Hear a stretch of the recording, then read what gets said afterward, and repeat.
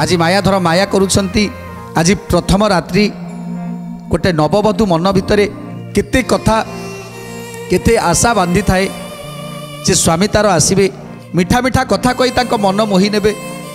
किंतु किंतु रुक्मिणी देखुछंती जे एठी सब ओलटा कथा होउची जे आज मते पापी बोली कही प्रभु केते मते धिकार करुछंती पुणी निजको पापी कहउछंती आ मते मते से पापी बोली कही धिकार कहउछंती केते धिकार कथा कहउछंती। तेणु ए सब कथा को सुनी आज रुक्मिणी को आखिरु धार धार लुह बही जाउची। आचमित मध्य होउछंती ओढ़ना तले लुह बही जाउची।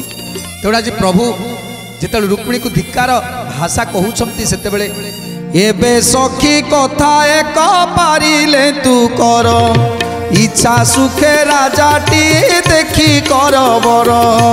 इच्छा सुखे राजाटीए देखी कर बर। इच्छा सुखे राजाटीए देखी कर बर। मूल मूल आंभर तो बाड़ी वृत्ति नहीं जरा भୟରେ पशिलु समुद्र रे जाई। जरा भୟରେ पशिलु समुद्र रे जाई। जरा भୟରେ पशिलु समुद्र रे जाई। तेणु आज कहउछंती हे रुक्मिणी एबे भी समय अछि मु तुमको गोटे सुजोग दउछि जे तुमे चाहिए मते छाड़ी आउ जने काहाकू वरण कर आउ जने काहाकू विवाह करि जाओ। कहीं ना मोर तो जाति नाई कूल नाई गोत्र नाई घर नाई घाटी नाई। जदि मोर घर था ताले मु समुद्र भितर आसी बास करथांती। तेणु मोर घर भी नाही घर घाटी नाई जाति कूल नाई गौड़ घरे रही मु गोरु चरौली। तेणु तेणु मते विवाह करी किसी सुख पाइबनी किसी लाभ पाइबनी।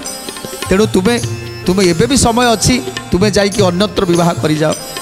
एक कथा किए बा सहिबो। आज गोटे मधुसज्जा रात्रि रे गोटे नववधू को जदि एमिति कथा कहा जाए ताले तार मनटा कौन होउथिबो आपण माने भल भाव जानि पारुथिबे।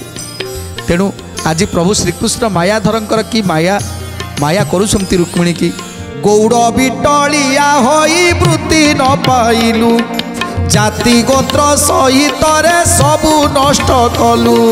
जाति गोत्र सहित रे सबु नष्ट कलु। जाति गोत्र सहित रे सबु नष्ट कलु। बदयती सुख मुनि सुर नरपति रुक्मिणी त्रासिले आकंते श्रीपति। संपूर्ण चिंता लभिले भीष्म नंदिनी पूर्णिमा मुखे लगाए काली